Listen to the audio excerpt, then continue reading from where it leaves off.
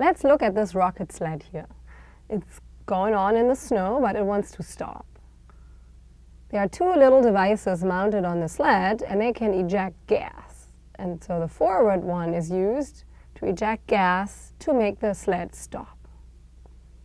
We want to derive a relation for the differential between the speed of the sled and the differential of the mass of the rocket sled.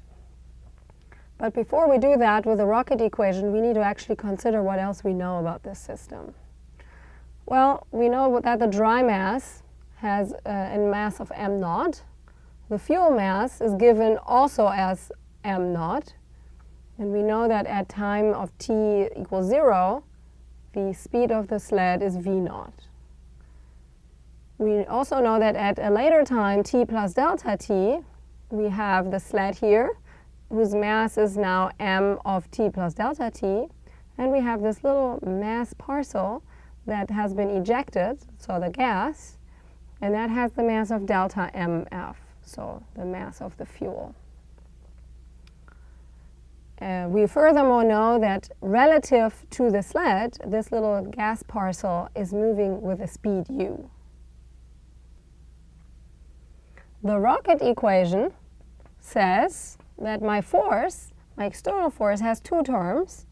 We have the mass of the rocket times the acceleration of the sled minus the differential here of the mass times the speed u. And these are actually all vectors. And so this describes this little gas parcel here. And this one describes the rocket. And we know that v equals v I hat. I hat is going in the direction of motion, and u equals u I hat. We also know that there are no external forces applied to the sled, so that's actually 0. We can then turn this equation.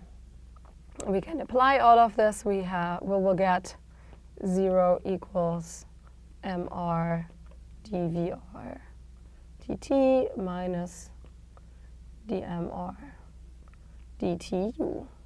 We can bring this one on the other side, and we end up with the relationship that we wanted to obtain, namely an equation that contains the differentials of the speed of the rocket, that sled, and the differential of the mass.